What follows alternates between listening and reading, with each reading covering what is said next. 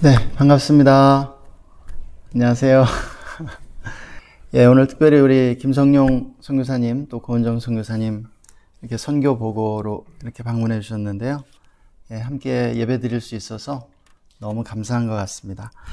예, 우리 이 시간에 다 함께 주기도문 하심으로 5월 14일 주일 예배 함께 하나님께 올려드리도록 하겠습니다. 하늘에 계신 우리 아버지여, 이름이 거룩히 여김을 받으시오며 나라가 임하시오며 뜻이 하늘에서 이루어진 것 같이 땅에서도 이루어지이다. 오늘 우리에게 일용할 양식을 주시옵고 우리가 우리에게 죄 지은 자를 사하여 준 것 같이 우리 죄를 사하여 주시옵고 우리를 시험에 들게 하지 마시옵고 다만 악에서 구하시옵소서. 나라와 권세와 영광이 아버지께 영원히 있사옵나이다. 아멘. 아멘. 예, 우리 이 시간에 함께 오늘 예배를 위해서 좀 기도하는 시간 함께 가졌으면 좋겠습니다. 예, 오늘 예배를 좀 주님께 올려드리면서 우리 각자가 좀 함께 정말 신령과 진정으로 하나님 예배할 수 있게 해달라고 기도하면서 우리 좀 함께 주님 앞에 기도로 함께 나아가는 시간 갖겠습니다. 기도하십시다. 하나님 감사합니다. 주님을 찬양합니다. 주의 이름을 높여드립니다. 이 시간 주님의 보혈을 높으시고 주님 우리의 모든 죄와 허물을 다 용서하여 주옵소서. 거룩함으로 주님 앞에 나아가기를 원합니다. 하나님께 빚진 자로서 은혜 받은 자로서 주님을 마음 다해 예배하기 원합니다. 하나님 감사합니다. 주님을 찬양합니다. 함께 예배할 수 있도록 이렇게 귀한 하나님의 성도들을 우리에게 보내주셔서 감사드립니다. 주님을 찬양합니다. 이 시간 예수님의 보혈을 의지하고 나아갑니다. 주님, 우리의 모든 죄와 허물을 주님의 보혈로 덮으시고 깨끗이 씻어 주시옵소서. 정결케 하여 주시옵소서. 거룩함으로 주님을 예배하기 원합니다.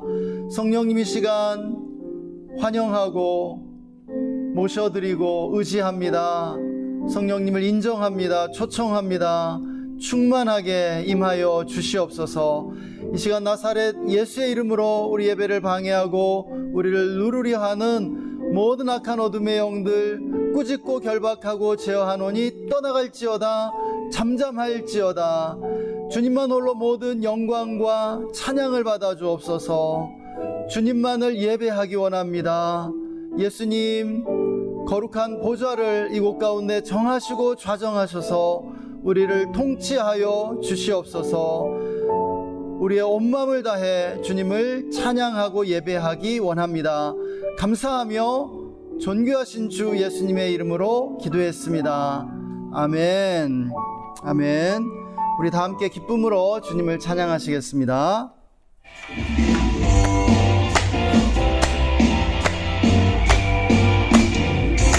찬양하세 찬양하세 찬양하세 왕께 소리 높여 찬양 누리세 찬양하세 찬양하세 찬양하세 왕께 소리 높여 찬양 누리세 찬양 받기에 합당하신 주님 언제나 동일하신 주 무릎 꿇고서 주 이름 외치세 예수 나의 왕 예수 나의 왕 예수 나의 왕 아멘. 찬양하세 찬양하세 찬양하세 왕께 소리 높여 찬양 누리세 찬양하세 찬양하세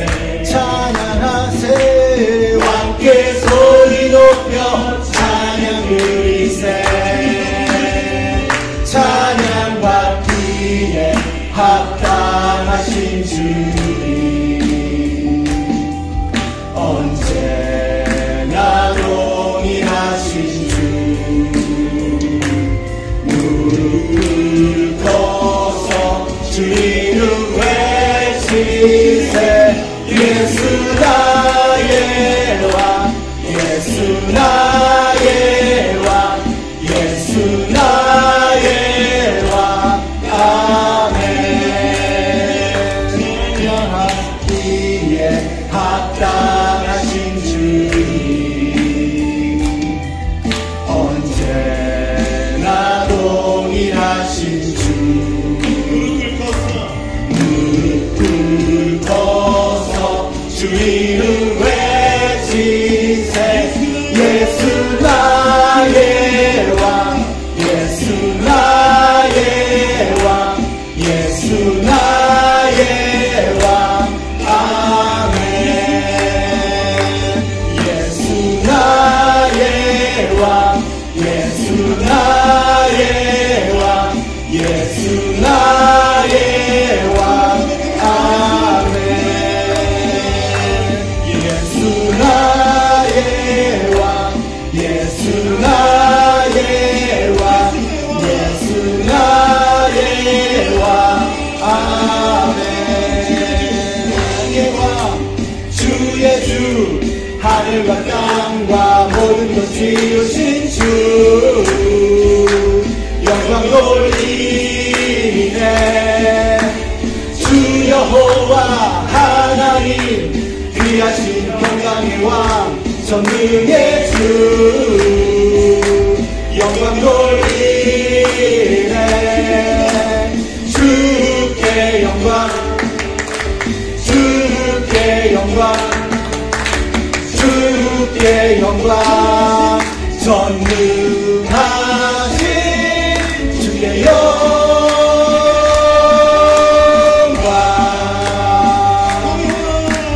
왕의 왕, 주의 주, 하늘과 땅과 모든 것 지으신 주, 영광 돌리네. 주 여호와 하나님, 귀하신 평강의 왕, 전능의 주, 영광 돌리네. 주께 영광, 주께 영광, 주께 영광. 전능하신 주께 영광.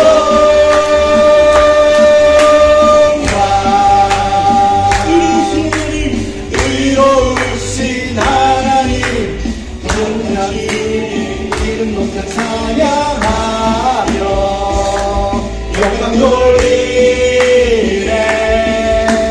주 하나님 통치자, 주님의 크심이여 선포하며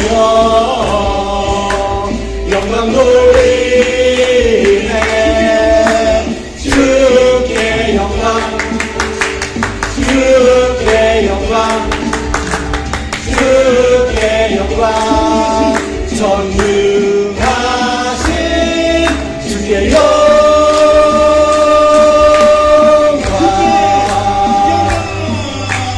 주께 영광, 주께 영광, 주께 영광, 주께 영광, 주께 영광, 주께 영광. 전능하신 주께 영광.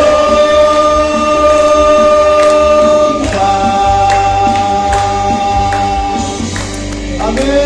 우리 주께 영광의 박수 올려드리십시다. 할렐루야. 예, 주님은 왕의 왕이십니다.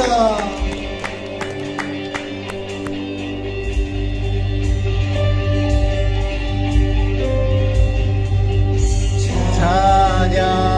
주의 눈을 들어주를 주를 보내. 소망 중에 마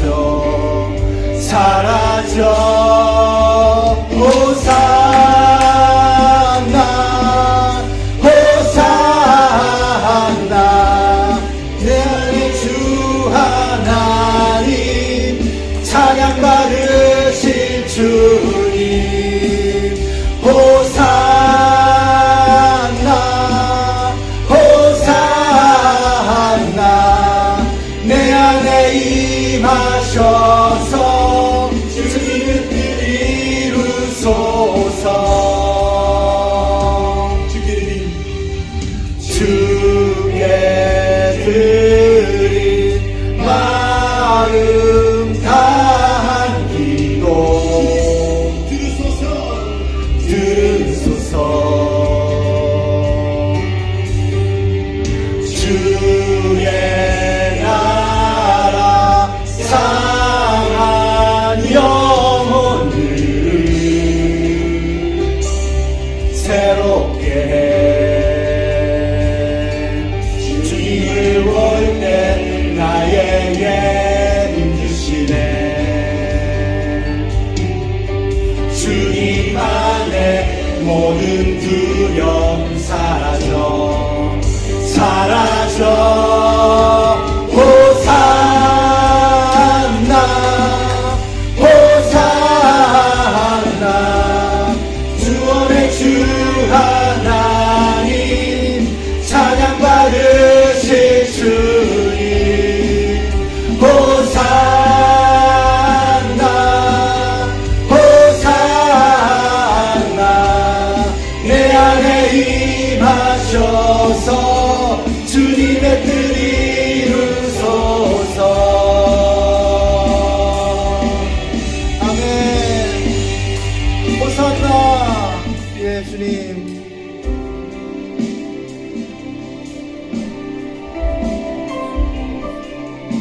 수많은 무리를 줄지어 그분을 보기 위해 따르네. 평범한 목수이신 그분 앞에 모든 무릎이 꿇어 경배하네. 모든 문제들 하나하나 죽음까지도 힘을 잃고 생명의 근원 되신 예수 이름 앞에 모든 권세들 굴복하네.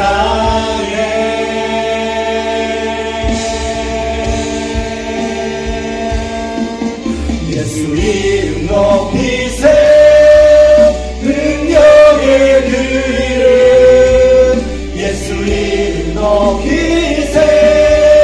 구원의 그 이름 예수 이름을 부르는 자 예수 이름을 믿는 자 예수 이름 앞에 나오는 자 복이 있도다.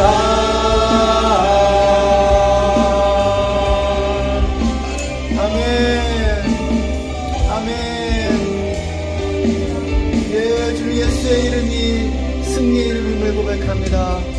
예, 계획이 실패하고 나의 소망이 끊어질 때 삶의 주관자 되신 그분 앞에 나의 무릎을 꿇어 경배하네.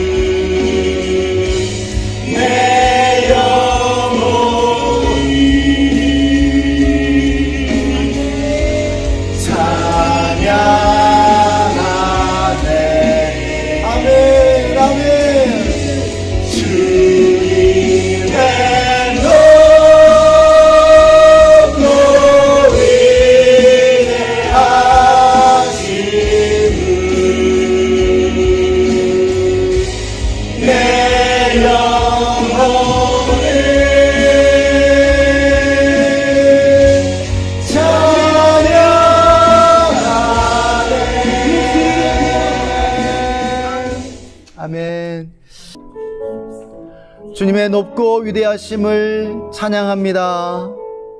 주님, 예수님의 이름이 기적의 이름이요, 능력의 이름이요, 구원의 이름이요, 치유의 이름이요, 놀라운 영생의 이름임을 고백합니다. 그 이름을 부르기만 하여도 구원받고 주님의 그 영원한 축복을 받게 되는 것을 고백합니다. 이 복된 이름을 찬양합니다. 오늘도 함께 예배할 수 있도록 축복해 주셔서 감사합니다. 주님, 방문해 주신 우리 선교사님 가정, 또 목사님의 가정, 또 우리 권사님과 집사님, 우리 축복합니다. 또 함께 예배한 우리 양관수 집사님, 최희선 집사님, 우리 아이들 축복합니다. 주님, 놀라운 은혜를 더하여 주옵소서. 모든 문제들을 해결해 주시고 마음의 소원을 이루어 주시며 기도에 응답해 주시기를 원합니다. 주님, 또한 태국을 축복해 주시고 또 우리나라를 축복하여 주옵소서. 평화를 주시고 남과 북의 평화 통일 이루게 하여 주옵소서. 북녘의 동포들을 긍휼히 여겨주시고 구원의 손길로 어루만져 주시옵소서. 선교지와 선교사님들 기억하여 주시고 모든 민족들이 주께 나와 예배할 수 있도록 성령의 역사로 또 부흥의 은혜로 함께해 주시기를 원합니다. 오늘도 우리 예배 받아주심을 감사합니다. 주님을 찬양합니다. 예수님의 이름으로 기도했습니다. 아멘. 아멘. 감사합니다. 네, 이 시간에는 우리 특별한 시간 갖고 싶은데요.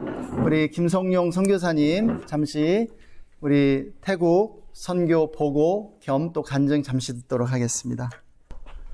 네. 사와디크랍. 네, 아무도 태국을 안 다녀오셨군요. 네. 네, 감사합니다. 저는 태국에서 사역하는 김성용 선교사, 그리고 우리 아내 고은정 선교사입니다. 여기도 있네요. 네. 네. 이렇게 우리가 주의교회 성도님들과 함께 예배할 수 있어서 하나님께 너무나 감사드립니다. 이제 박록철 목사님하고 우리 김선종 목사님은 저희가 이제 20대 후반부터 30대까지 함께 이제 청년 선교단체에서 함께 사역했던 이렇게 동역자들입니다.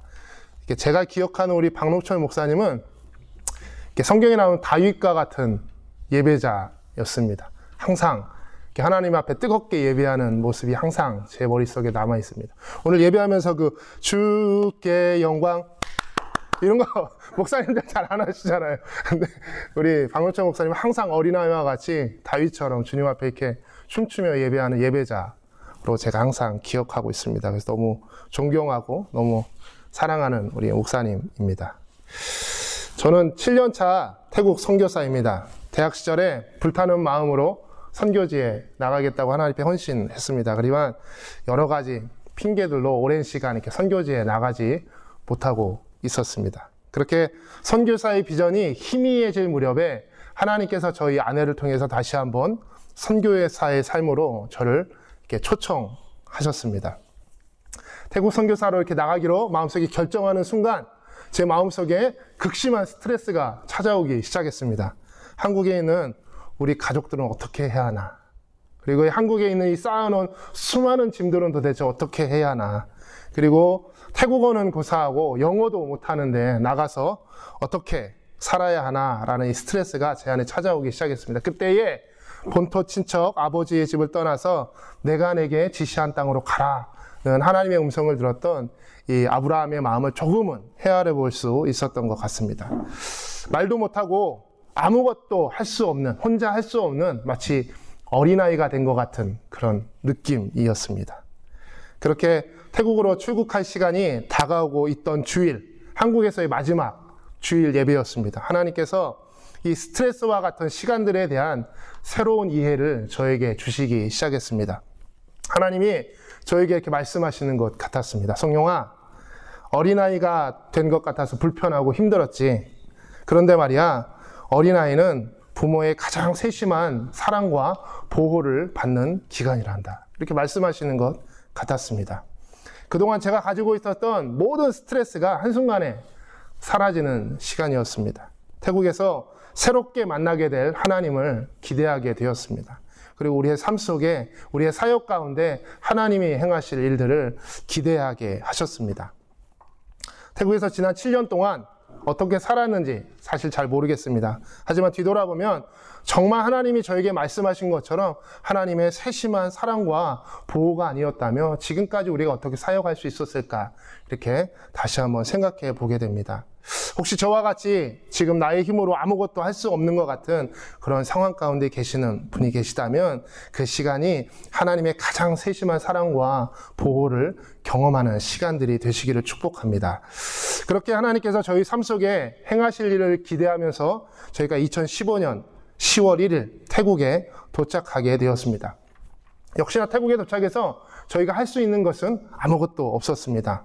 제가 할 수 있는 것은 아무것도 없었습니다. 그런데 제 아내 고은정 선교사는 뛰어난 손맛으로 음식을 만들어서 태국인들을 이렇게 대접해 주었습니다. 미용사 자격증으로 태국 사람들의 머리를 다듬어 주었습니다. 그리고 한국어 지도사 자격증으로 기술학교에 들어가서 한국어를 가르쳤습니다. 상담사로 그곳에 있는 사람들의 마음을 위로하고 격려해 주었습니다. 제 아내가 이렇게 많은 재능이 있었다는 걸 저는 그때서야 알고 깜짝 놀라게 되었습니다. 더 놀라운 것은 무엇이냐면 하나님은 우리가 가진 작은 능력 하나도 놓치지 않으신다라는 것입니다. 여러분 오해하지 않으셨으면 좋겠습니다. 여러분 음식을 만드는 것, 그리고 사람의 머리를 다듬어 주는 것이 작은 일이라고 말씀드리는 게 아닙니다. 선교지에서 느끼게 된 것은 하나님은 우리가 가진 그 모든 것을 통해서 일하신다는 것입니다. 우리가 가진 모든 것을 통해서 하나님 영광 받으시기 원하신다라는 것입니다. 우리가 주의 교회 성도 여러분, 하나님이 여러분들에게 주신 것이 무엇입니까?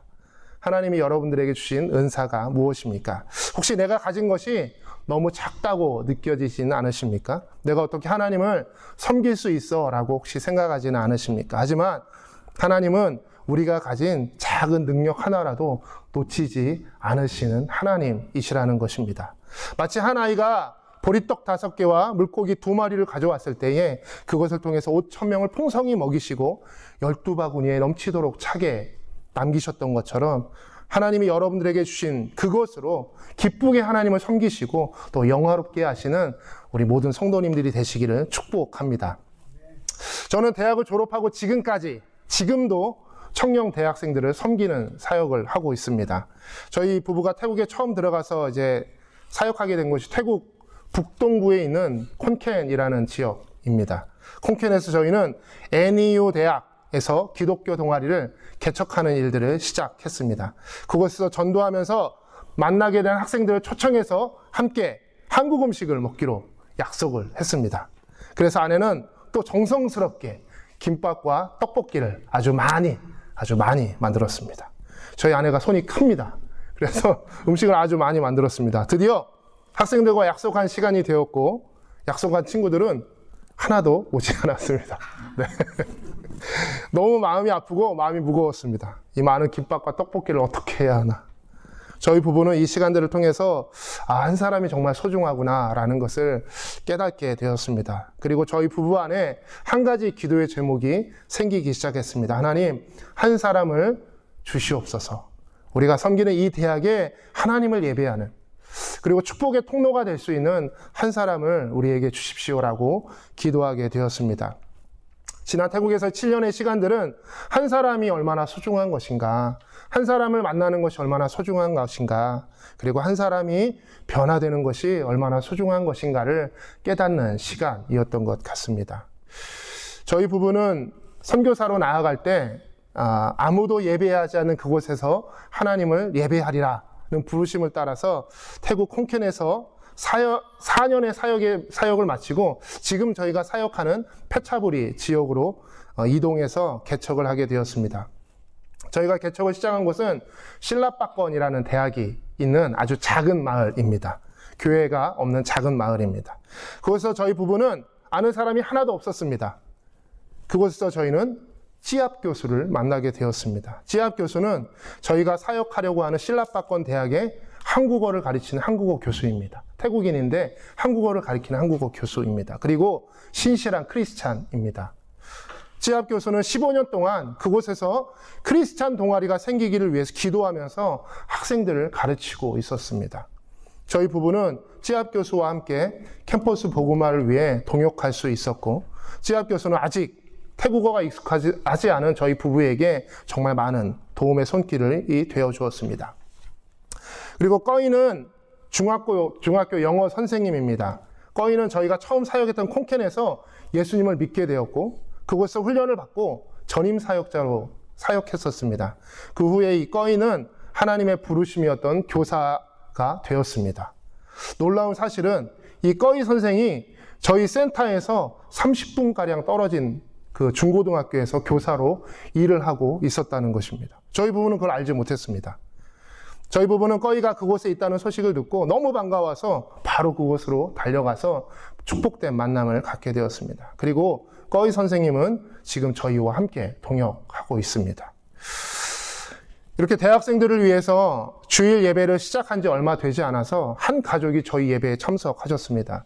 저희 부부는 그 가족을 통해서 놀라운 이야기를 듣게 되었습니다. 자신들이 이곳에 교회가 생기도록 오랫동안 기도하고 있었다라는 것입니다.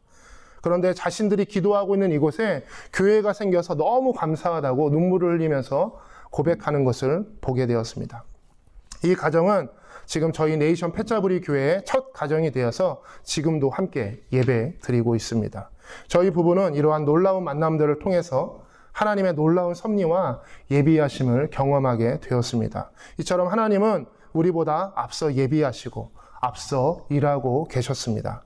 사랑하는 우리가 주의 교회 성도 여러분, 하나님께서 여러분과 여러분들의 가정, 여러분들의 사업, 또 여러분들의 일터와 학교, 또 여러분들의 인생에 있어서도 앞서 예비하시고 앞서 일하고 계시는 줄로 믿습니다. 아멘.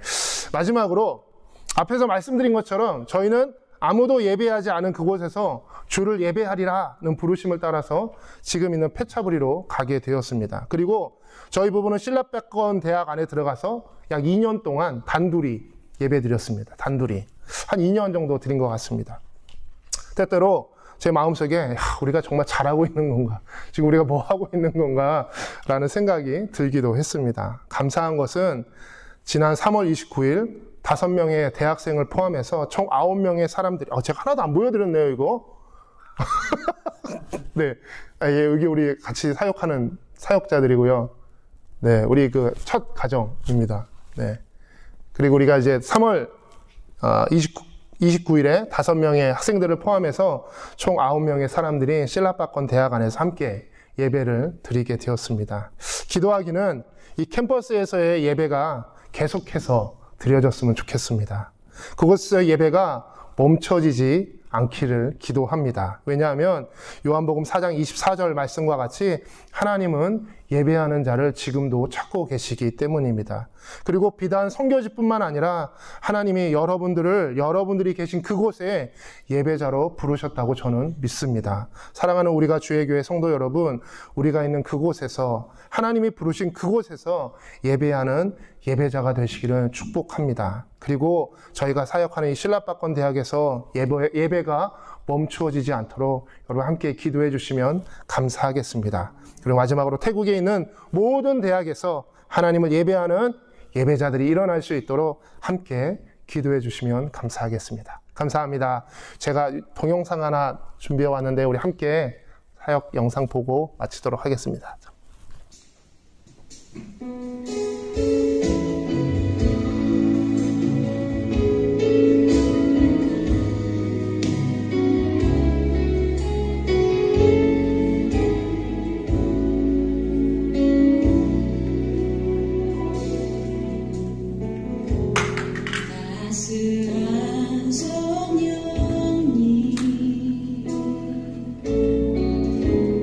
마음으로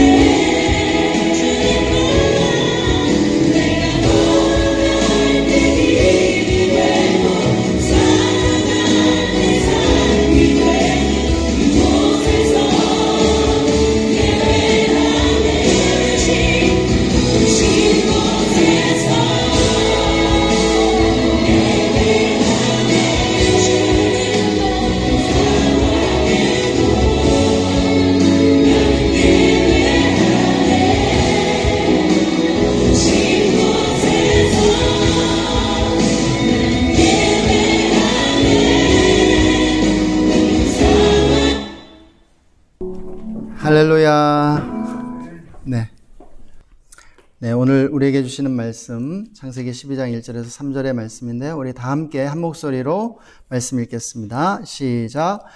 여호와께서 아브라함에게 이르시되 너는 너의 고향과 친척과 아버지의 집을 떠나 내가 내게 보여줄 땅으로 가라. 내가 너로 큰 민족을 이루고 내게 복을 주어 내 이름을 창대하게 하리니 너는 복이 될지라. 너를 축복하는 자에게는 내가 복을 내리고 너를 저주하는 자에게는 내가 저주하리니 땅의 모든 족속이 너로 말미암아 복을 얻을 것이라 하신지라. 아멘. 아주 오늘 특별한 주일인 것 같습니다. 이렇게 김성용 선교사님도 오시고 또 방문해 주신 또 이렇게 귀한 성도님들 계셔서 얼마나 풍성한지 모르겠습니다. 예, 주님을 찬양합니다. 주님께 모든 영광을 올려드립니다. 할렐루야. 네. 성경을 크게 세 부분으로 나눈다면, 서론, 본론, 결론으로 나눌 수 있겠죠. 네. 창세기 1장에서 11장까지를 성경의 서론이라고 봅니다. 그리고 창세기 12장부터 유다서까지를 성경의 본론으로 보고 있고요. 그리고 마지막 요한계시록을 성경의 결론이라고 하는 것이죠. 오늘 이 본문의 말씀은 바로 성경의 그 본론이 시작되는 첫 부분입니다. 하나님께서 이제 아브라함을 부르시면서 구속의 역사, 선교의 역사를 시작하시는 것이죠. 인류 전체를 구속하는 그 역사를 시작하시는 그 첫 출발점으로 믿음의 조상인 아브라함을 부르시는 장면을 우리가 보고 있는 것입니다. 하나님께서 그 아브라함을 갈대아 우르에서 불러내고 계시죠. 이 갈대아 우르는 어떤 곳이냐면 인류 최초의 문명인 메소포타미아 문명의 그 중심지였습니다. 그런데 이 문명의 중심지에 있던 아브라함을 불러내서 가나안이라고 하는 이 변방의 한 지역으로 이제 인도해 가고 계신 것이죠. 예. 이렇게 보면은, 네. 지금 이 중동의 이 지도인데요. 갈대아 우르, 바로 여기에서 이제 아브라함을 불러서, 이제 가나안 땅으로 보내시는데요. 예, 아브라함이 이렇게 낙타를 타고 갔을 것입니다. 근데 그가 믿음으로 순종했습니다. 믿음으로 순종해서 나아갔죠. 그래서 믿음의 조상이 된 것입니다. 그래서 이렇게 우르에서 출발해서 하란을 거쳐서, 예, 그 가나안 땅에 이렇게 정착하게 되는데요. 갈대아 우르가 메소포타미아 문명의 중심지였다면 이 가나안은 아시아와 아프리카와 유럽을 잇는 교두보였죠. 교두보였습니다.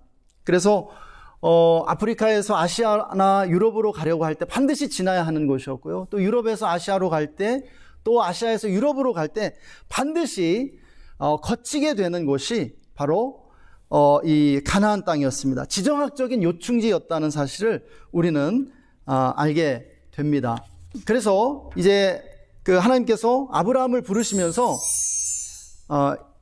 이제 약속을 주시는 것을 우리는 보게 됩니다. 이것이 바로 창세기 12장 1절에서 3절에 나오는 그 아브라함 언약이라고 불리는 본문입니다. 예.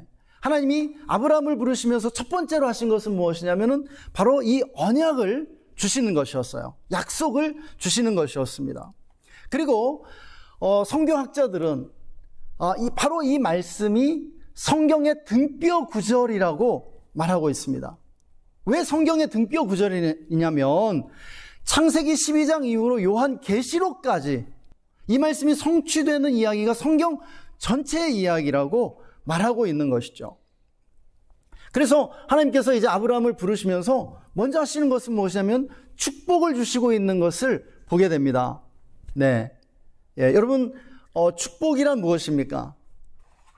현세적인 축복만을 의미하는 것이 아니에요. 우리가 이 세상에서 잘 먹고 잘 살고 부자가 되고 건강하게 사는 것만을 의미하는 것이 아닙니다. 하나님이 성경에 말씀하시고 있는 이 축복은요, 그것을 훨씬 넘어서는 것이죠. 예, 하나님으로부터 오는 구원의 복이고 또한 영생의 복입니다. 성경의 그 이야기를 아주 한 문장으로, 한마디로 요약을 하면 어떤 이야기가 되냐면 저주를 깨뜨리는 축복의 이야기라는 것입니다.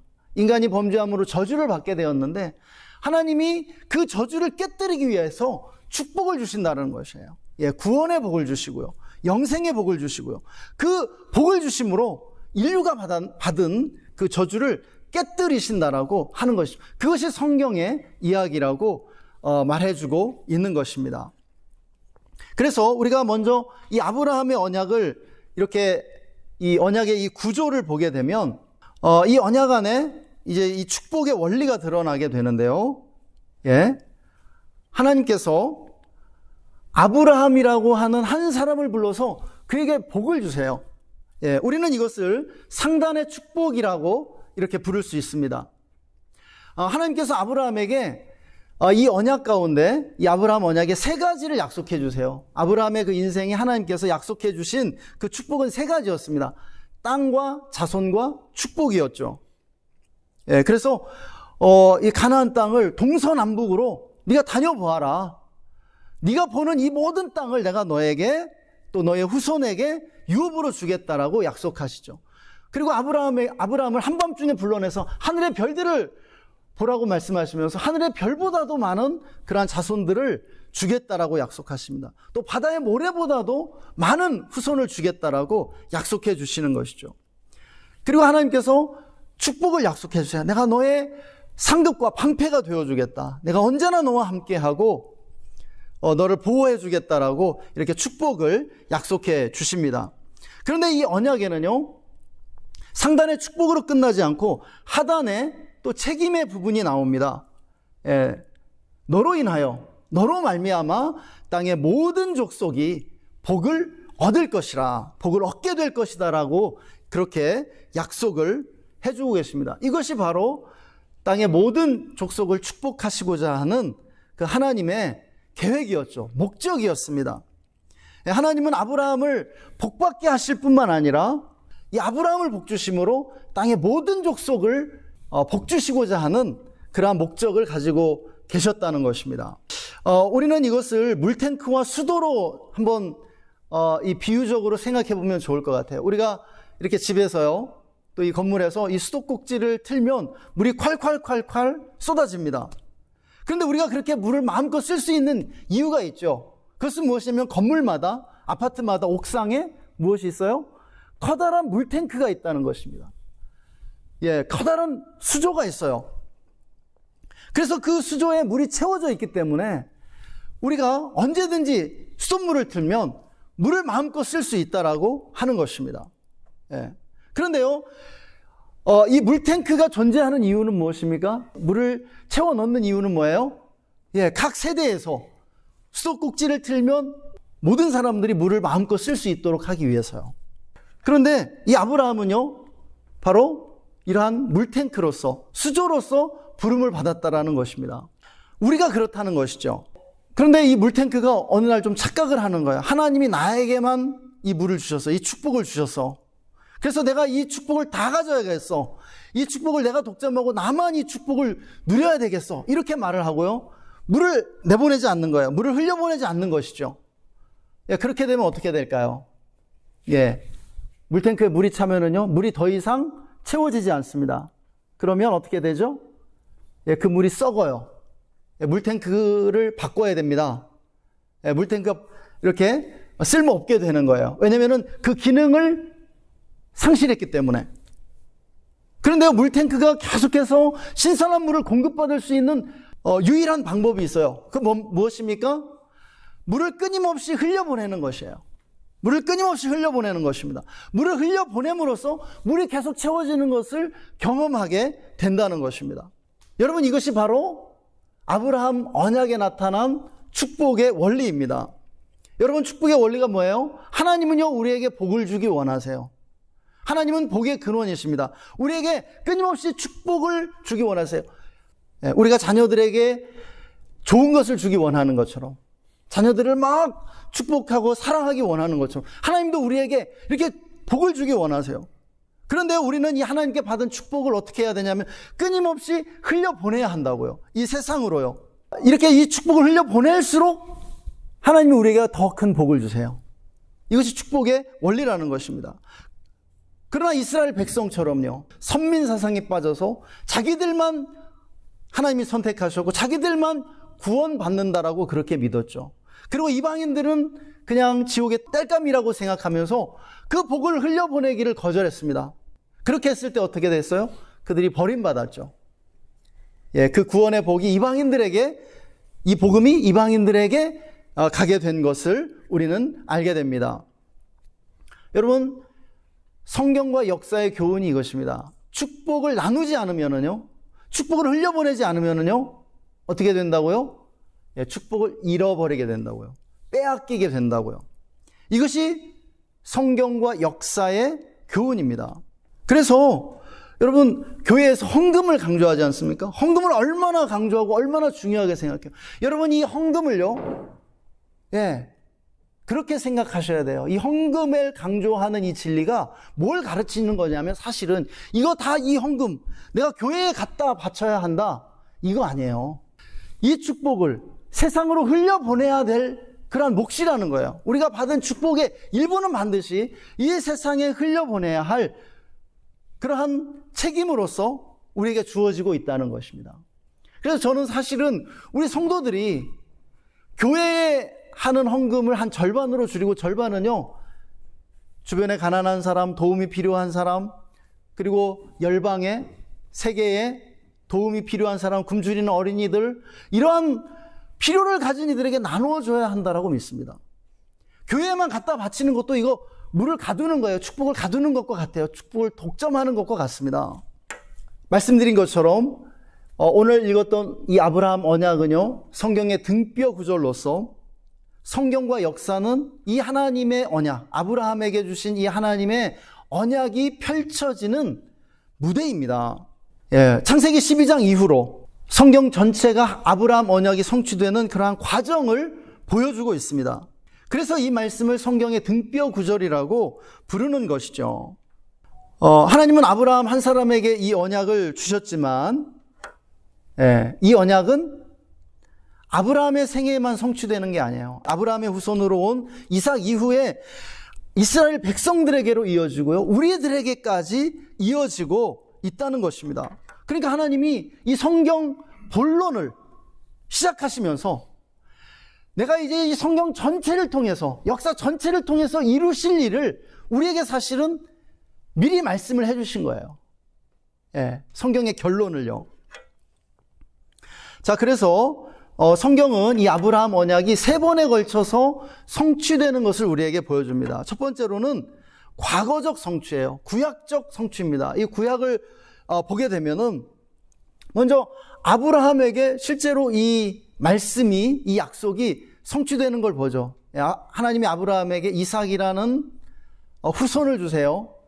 근데 별과 같이 많은 후손은 아니었죠. 바닷가에 모래같이 많은 후손이 아니었으면 그냥 딱 한 명 주셨어요. 그리고요, 또 땅을 주시는데 막벨라 굴이라고 하는 손바닥만한 땅만 주셨어요. 가나안 땅을 다 주신 게 아니에요. 그리고 아브라함을 축복하긴 하셨지만 여전히 땅의 모든 족속들이 그로 말미암아 복을 얻은 건 아니었죠. 그런데 이제 아브라함 사후에 이것이 점진적으로 성취되는 것을 우리는 봅니다. 출애굽할 때 이스라엘 백성이요 10,000,000을 이루었다라고 합니다. 티끌같이 많아졌다라고 그래요. 그리고요, 실제로 가나안 땅을 유업으로 얻게 하시죠. 그렇지만은 부분적 성취였다는 것을 우리는 알게 됩니다. 이스라엘 백성이 순종할 때는 축복을 받았지만 또 순종하지 않을 때는 그 축복을 잃어버렸죠. 여전히 우리는 구약을 통해서 땅의 모든 족속들이 아직 복을 얻지 못했다는 것을 보게 돼요. 그래서 누가 오십니까? 예수 그리스도가 오시는 것이죠. 예수님은요, 모든 민족들을 구원하는 구원자가 되기 위해서 십자가에 못 박혀 죽으셨습니다. 유대인만의 왕이 되시라는, 로마의 압제를 물리치고 이스라엘 민족을 해방시켜서 왕이 되라는 사람들의 요구를 물리치시고, 기꺼이 모든 민족들을 하나님께로 이끌기 위해서 이제 십자가에 못 박히신 것을 우리는 알게 됩니다. 그리고 예수님 안에서 구원받은 우리들을 통해 역사 전체를 통해 지금 이 약속이 성취되어져 가는 것을 우리는 보게 되는 것이죠. 모든 민족들에게 선교사들이 나아가고 있습니다. 복음이 증거되고 있죠. 그리고 이제 이 아브라함 언약은요, 궁극적으로 성취될 그날이 있다고 말하는 것입니다. 요한계시록 말씀을 통해서 이제 그 역사의 마지막 때 어떤 일이 일어나는가, 역사는 무엇을 통해서 완성되는가 보여주는 것이죠. 그것이 요한계시록 7장 9절에서 10절의 말씀인데요. 우리 한번 이 말씀 함께 읽어보겠습니다. 2일 후에 내가 보니 각 나라와 족속과 백성과 방언에서 아무도 능히 셀 수 없는 큰 무리가 나와 흰옷을 입고 손에 종려가지를 들고 보좌 앞과 어린 양 앞에 서서 큰 소리로 외쳐 이르되 구원하심이 보좌에 앉으신 우리 하나님과 어린 양에게 있도다 하니. 네, 여러분, 이 구절의 말씀이 성경의 결론이고요, 역사의 마지막 날에 일어날 그 비전의 말씀이라고 하는 거예요. 하나님의 비전이라고 하는 것이죠. 성경의 비전이라고 하는 것이죠. 성경의 비전, 하나님의 비전이라면 우리 모든 그리스도인들의 비전도 되는 줄 믿습니다. 우리는 이 말씀 안에서 아브라함 언약이 완벽하게 성취된 모습을 봐요. 땅의 모든 족속이 너로 말미암아 복을 얻을 것이라 하는 이 말씀인 것이죠. 그런데 이 말씀 가운데 우리가 어디에 있습니까? 이 아브라함 언약 가운데 우리가 어디 있어요? 너로 인하여 땅의 모든 족속이 복을 얻을 것이라는 이 말씀에 있는 것이죠. 이 아브라함 언약을 보게 되면 이 아브라함 언약의 말씀은요, 이제 계속 반복돼요. 창세기에서 5번에 걸쳐서 반복되거든요. 또 이삭과 야곱에게도 반복됩니다. 그런데 이 말씀이 어떻게 나중에 이 문구가 바뀌냐면, 너로 인하여라는 이 문구가 너의 씨로 인하여, 너의 후손으로 인하여라는 그러한 구절로 바뀝니다. 아브라함 한 사람에게만 주어진 말씀이 아니라는 것이죠. 그래서 이제 이 말씀은요, 이스라엘 후손들에게 이어지고요, 그리고 예수 그리스도를 통해서 성취가 됩니다. 여러분, 신약에 나오는 첫 번째 단어가 무엇인지 아세요? 아브라함이라는 단어입니다. 아브라함이라는 단어. 마태복음 1장 1절은요, 아브라함과 다윗의 후손 예수 그리스도의 세계라 라고 하는 선언으로 나와요. 예수님을 소개하면서 예수님을 누구라고 소개하냐면 아브라함의 후손이라고. 그게 무슨 뜻인지 아세요? 너의 씨로 인하여, 너의 후손으로 인하여 땅의 모든 족속이 복을 얻을 것이라. 이 아브라함 언약의 성취를 위해서 예수님이 오셨다는 것을 의미하는 것이죠. 그런데 우리가 성경을 더 읽어나가면 로마서와 갈라디아서에서 사도 바울이 말해요. 믿음으로 인하여 우리가 누가 되었다고요? 아브라함의 후손이 되었다고요. 아브라함의 씨가 되었다고요. 제가 오늘 묵상한 로마서 4장 말씀은 이렇게 말해요. 너희가 믿음으로 말미암아 상속자가 되었다. 아브라함의 상속자가 되었다라고 그렇게 말씀하시는 구절이 나옵니다. 여러분, 우리가 이 시대의 아브라함이라는 것이죠. 유일무이한 복의 근원이신 하나님이 아브라함에게 복을 주셨을 때 아브라함은 복의 대상일 뿐이었어요. 우리는요, 복의 대상일 뿐입니다. 복의 근원이 될 수가 없어요. 그런데 하나님이 아브라함에게, 그리고 아브라함의 후손님 우리에게 복을 주셨을 때 우리가 누가 되냐면 복덩어리가 된다고요. 복이 된다고요. 복의 근원이 된다라고 말씀하는 것입니다. 그리고 모든 민족들에게 이 복이 흘러가게 된다라고 하는 것이죠. 그래서 그러한 찬양이 나온 것입니다. 당신은 하나님의 언약 안에 있는 축복의 통로라는 찬양이죠. 지금 흘러나오고 있는 그 찬양인 것입니다. 네, 우리 이 시간에 함께 기도하고 오늘 예배를 마쳤으면 좋겠습니다. 네, 여러분, 복을 구하십시오. 복을 더 많이 받으시기를 원합니다. 그런데 그 복을 왜 받아야 하냐면, 그 축복을 흘려보내야 하기 때문에, 그 축복을 흘려보내기 위해서, 이 세상을 섬기기 위해서 복을 받아야 하는 것이죠. 그렇게 흘려보낼 때 하나님은 더 많은 복을 우리에게 주십니다. 그것이 축복의 원리입니다. 그런데 그 축복을 흘려보내지 않으면 그 축복이 재앙이 돼요. 왜냐하면 모든 축복성에는 재앙이 섞여져 있거든요. 그래서 우리는 그 축복을 오래도록 간직하고 또한 누리기 위해서 축복을 열심히 나누어야 합니다. 가두지 않고 계속 흘려보내야 하는 것이죠. 하나님은 그렇게 하도록 우리를 부르셨습니다. 이제 우리 함께 기도합시다. 우리가 온 열방으로 모든 민족들에게 온 세계에 축복을 흘려보내는 축복의 통로가 되게 해달라고, 선교적인 하나님의 백성이 되게 해달라고 우리 시간 함께 기도하시겠습니다. 하나님 감사합니다. 오늘도 우리를 축복의 통로로 불러주셔서 감사합니다. 하나님은 언제나 복의 근원이 되시고 우리들에게 복을 부어주십니다. 감사합니다, 아버지. 우리가 이 복을 받은 자들로서 이 축복을 흘려보내는 하나님의 백성, 또 아브라함의 영적인 후손들이 되게 하여 주시옵소서. 주님, 우리가 아브라함 언약의 상속자들로서 이 언약을 따라 살아가기를 원합니다. 주님 감사합니다. 주님 찬양합니다. 지금은 유일무이한 복의 근원이 되시는 우리 구주 예수 그리스도의 놀라우신 은혜와 우리를 사랑하사 예수 그리스도 안에서 축복해 주시고 축복의 통로가 되어 땅의 모든 족속들에게 복을 흘려보내도록 인도해 주시는 하나님 아버지의 영원하신 사랑하심과 지금 이곳에 계셔서 왕같은 제사장으로 우리에게 기름 부어주시는 성령님의 내주 충만 교통 기름 부으심이 오늘 함께 예배한 우리 김성용 선교사님, 고은정 선교사님 선교사역과 또 태국 위에, 그리고 함께 예배한 우리 모든 성도님들과 그 가정과 직장과 삶의 현장 위에, 그리고 우리나라와 우리가 주의 교회 위에 지금으로부터 영원토록 함께 계시기를 간절히 축원하옵나이다. 아멘. 평화, 하나님의 평강이 당신의 삶에 넘쳐나기를. 평화,